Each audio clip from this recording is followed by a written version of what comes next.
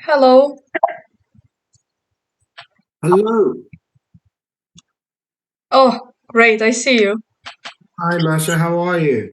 I'm okay, thank you. And how are you? I'm good, thank you. Now, first of all, am I pronouncing your name correctly? Yeah. Masha. Okay. Yeah. All right.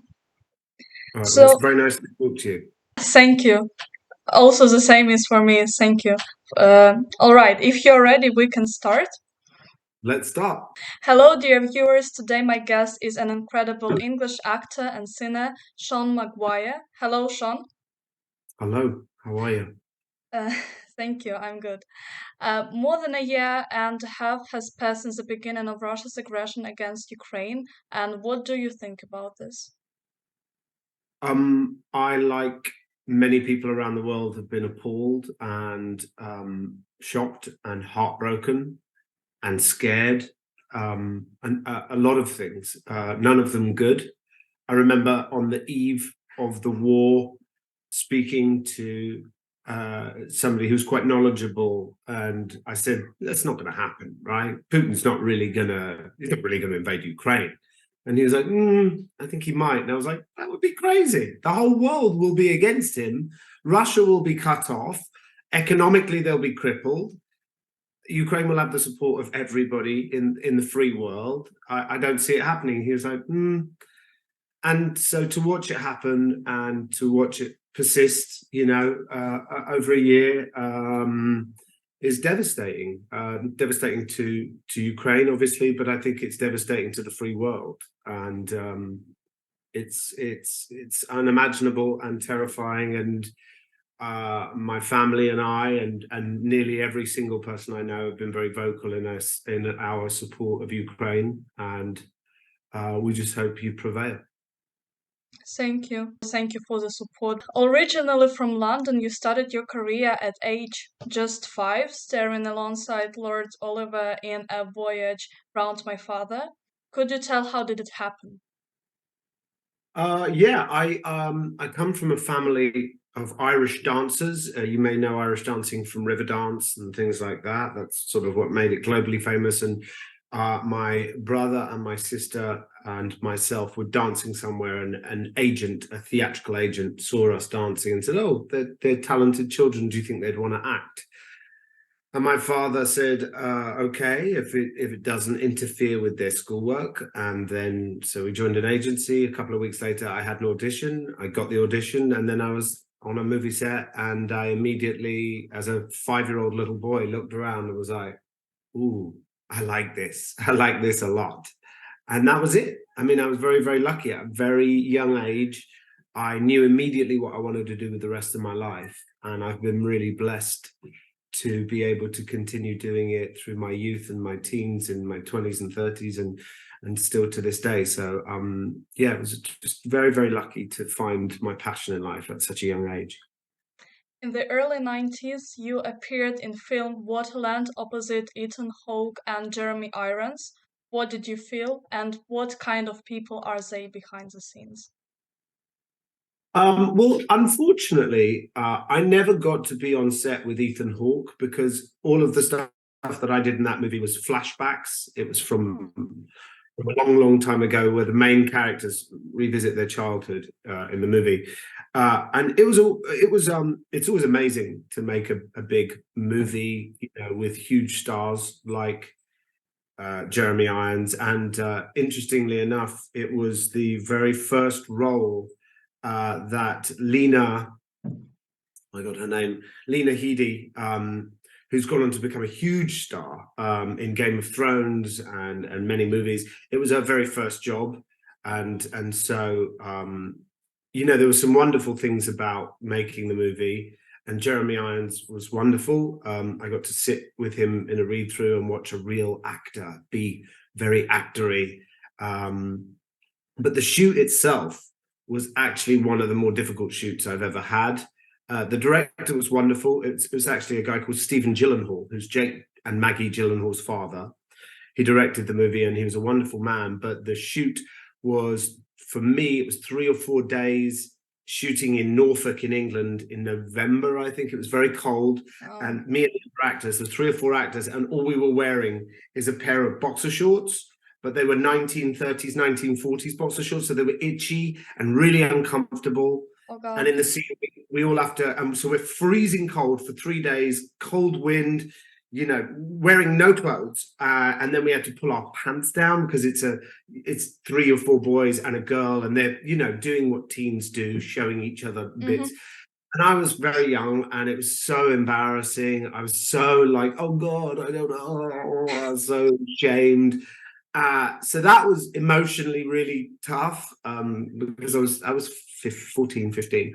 And then we had to jump in a river, which was icy cold. And then the river had something in it that made everybody sick. So a lot of them were hospitalized with a parasite. But for some reason, I didn't get sick, which I was like, oh, good. But because I wasn't in hospital, I had to go back and jump in the water again and Oh, again. And so by the end of the job, I remember getting a train home from Norfolk to London just crying, just like, it was so hard. It was so, I was a child. And when I look at what the people of Ukraine are going through now, I'm like, oh, maybe not so tough. But as a child who hadn't experienced anything like that, it was a tough shoot. But I'm very glad that I got to be in the movie with such great actors and such a great director. you then pursued a career in music, releasing 3 albums: a self-titled debut album in 1994, Spirit in 1996, and Greatest Hits in 1998. Your biggest hit was Good Day, which reached number 12 in May 1996. And could you tell more about this period of your life? Yes, it was sort of a bit strange, if I'm honest. I'd grown up on television in England, and then I was in a popular soap opera called EastEnders, which had many, many viewers at the time. And EastEnders is kind of a bit depressing. Everybody's like, "Ugh." And my character was very happy and an Irish footballer and full of joy and like, hello, I love football. And so I think the character had a lot of young people that were watching the show really liked the character and therefore kind of made me, it wasn't me, it was the character, popular. And so when I left the show, a lot of record companies, because it's common in England if you're a popular character in a soap opera to give you a record deal. But so I was offered record deals, and I was like, "Thank you, no, it's okay, thank you. I can't sing, I can't write, I can't play an instrument. You should really give this to somebody with talent." And they were like, "No, no, no, don't worry about that. You'll be fine." But I just said no. I felt it was wrong to take the space of somebody else who's more deserving, and a lot happened in a quick period of time. I had a bad motorcycle accident and very nearly died. I broke my leg pretty severely, and I was in hospital for about 11 days or so. And while I was in hospital, I had one of those moments where I think about 17, 18 at the time. And I just thought I could be dead now. Maybe I should just try it. Because I just left a soap opera, and at that time, if you were in a soap opera, you didn't really have any credibility. You weren't considered like, oh, great actor. Just like, yeah, it's just a kid who's been in a soap, and I didn't know what I was going to do with my life. I didn't know where the next job was coming from. So I thought, why don't I try? I'll act like a pop star. I'll pretend I'm a pop star, and maybe people won't notice that I don't have any talent. And I thought I would make one record, it would be a flop, and that would be it. And I said to the record company, look, I should warn you before you give me any money. I have no talent. I am not qualified to do this. And they were like, it's fine. You'll be fine. And I didn't have huge success, but there was enough success for it to keep going. And I toured for 3 years with my good friends Boyzone, and we ended up playing arenas and playing to thousands and thousands of people. So it was an interesting experience. It was a kind of, because I never got to go to university, it felt like my university years. I learned an awful lot about life, about fame, about money, about the music industry, about myself. So I'm very grateful for that experience now, because it taught me an awful lot. I still don't feel that I was quite deserving of that, but it's done now. So I'm just grateful for the experience that I had. After that, already in 2000s, you decided to move to America. What prompted you to do this? A series of events that were strange, really. I auditioned for a TV show called Dear Nobody, which was to be made for schools in England about teen pregnancy. It was about a Uh-huh. boyfriend and a girlfriend who are very much like in young love, and they end up, being together physically, and she gets pregnant. And so for whatever reason, I don't remember why, but I really wanted this role. I really wanted to play this part. I felt like it spoke to me, and I felt like I connected with the character. And I was told I didn't get it, and then they changed their mind, and then they brought me back, and I was told I didn't get it again. And then the third time, I think the director didn't want me, and because I think I'd made bad pop records.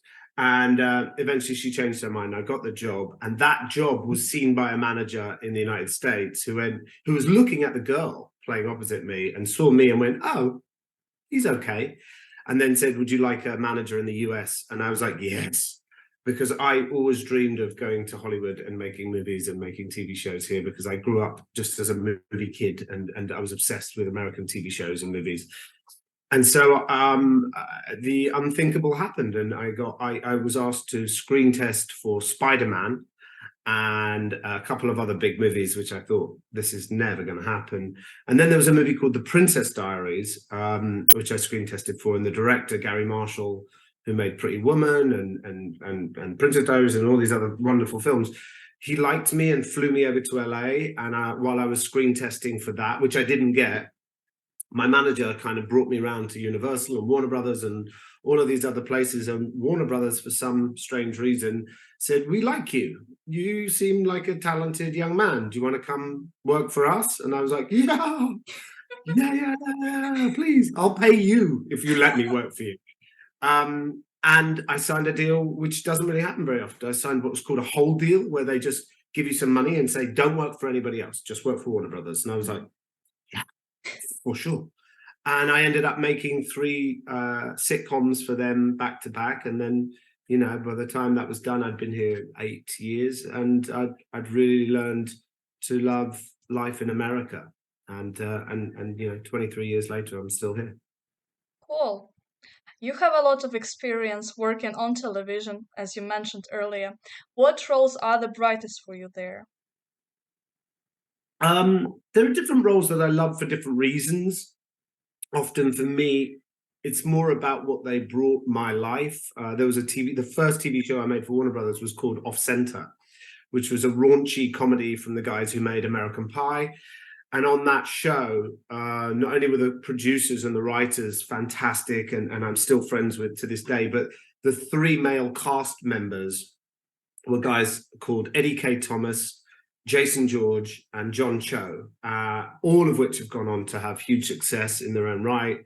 And those three guys became my brothers and also my educators, because Eddie is a Jewish actor from New York, Jason is an African American, and John is a Korean-born American. So all three of them had very different life experiences, and they really educated me on the melting pot that is America, you know. Yeah. And those three guys to this day are my three best friends, and all three of them are godfather to my children. So that show brought me my American family, and to this day, I adore those guys, and I don't know if I would have had the life I've had without them. So that show will always be probably one of my favorites. Once Upon a Time, if I'm honest, I didn't particularly enjoy the making of the show as much. Just artistically, it wasn't very satisfying to me. But the friends I made on that show too have been friends like Lana Priya and Rebecca Mader and Colin O'Donoghue and Michael Raymond James and Robert Carlyle and Robbie Kay. So many of them that have become lifelong friends. So for me, it's less about the role and more about because your life, once the film stops or the show stops, life carries on. And if I can take some lifelong friends away from a show, then it always is held in a high regard for me. What role would you like to get in the future? I think my window of opportunity is gone, but obviously the dream role for any Irish English guy is James Bond. I think that's probably. But if I was given it, I'd probably be so scared I'd probably fall over from a heart. So, but yeah, Bond has always been, the pinnacle of just why we become actors, to play, just to play. And I got to play Ian Fleming, the creator of James Bond, in a TV show called Timeless, and that was probably one of the most fun roles I've ever had on set, because I got to be like a version of James Bond. So that was really, really fun. But there's loads of jobs that have brought different things and different aspects of just joy to me, and that's why I love doing it. It's not an easy occupation, being an actor, because there's a lot of being out of work, there's a lot of doubt, there's a lot of fear, like, oh my god, where's the next job, how am I going to pay my bills, but I say to you, because I have a school now, and I say to young actors, you have to really love it. You have to love it like you love your family, because it will be mean to you, it will be cruel to you, and it will be a long, tough journey for most actors. But if you're really passionate and if you really love something, you don't quit. You just don't give up. And it's the not quitting, that is that strength, that inner strength, which you Ukrainians have showed the world so beautifully, you will prevail. You just can't quit. You can't give up. You can't say it's too hard, I go home. Like, no. When it gets tough, you get tougher, and you fight on. Well, a lot of motivation came after these words. So right now I will sing you a Ukrainian song, and you will rate it as musician. And this Cool. and this song is called Dumy, and I really love the song, and I hope you will also like it. Sure I will. Думи, думи, мої думи, лихо мені з вами. Чом вас вітер не розвіяв, думи, думи, мої думи, лихо мені з вами. Там квіти мої, діти мої, чи заплаче серце годно на світі усім, як я з вами. Думи, думи, мої думи, лихо мені з вами. Чом вас вітер не розвіяв, думи, думи, мої думи, лихо мені з вами. Чом вас вітер не розвіяв.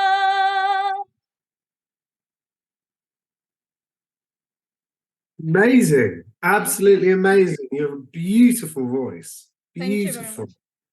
And that was very moving. And thank you so much. I'm really honored that you would sing to me. And I see now. Did you get Zelensky gave you A scholarship, yeah. scholarship? Well, you know what? He has excellent taste, and as long as that spirit is in you and is in everybody else, I think Ukraine will have many great victories, and hopefully your freedom will be restored, and you can go back to being the peace-loving people that you are very, very, very soon. Thank you very much, and thank you for agreeing to do this interview. And you're a very talented actor and musician. Thank you very much again.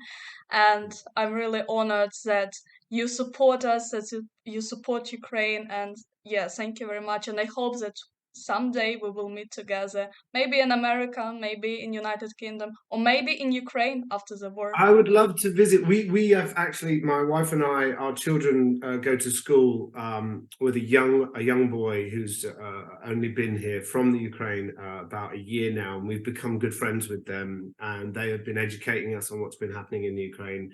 and they're incredible people, wonderful, wonderful people, and our heart breaks for them and their families. And you know, I hope you know there are some people in this country who I will just say that I disagree with their opinion, that they feel that we shouldn't support Ukraine for whatever reason. I strongly disagree with that. I think it's imperative that we support you guys, because it's not just for Ukraine, but it's also a message to the world to say that bullies and despots can't just go taking countries. You know, somebody did this about 100 years ago, and it led to one of the worst atrocities in mankind. And so I think not just for Ukraine, but as a message to the rest of the world, that you cannot just take what you want, especially from a sovereign nation who deserve their freedom and their peace. So just know you have enormous support in the UK, in the United States, and around the world. And you know, we are praying for you and willing for you guys to win, and for this to be over soon, so that you can go back to your lives. So we send you all the love and good wishes and the prayers in the world. Thank you very much. Thank you for kind words. And I wish you a good day, because right now it is evening where I am. But for you, I wish you a good day, and yeah, all the best in your life. And yeah, I really hope that we can meet then in Ukraine after the war, and that you can visit our country and enjoy the food and actually the nature which we have, because Ukraine is a really beautiful country. Thank you very We much. most, we most certainly will. And all our love to you. And thank you for talking to me. And thank you for your beautiful singing. It was absolutely delightful. Thank you very much. Thank you. Slava Ukraine. God bless. Take care. I'll see you Thank you. soon. Heroям слава. Goodbye. Thank you. Bye bye.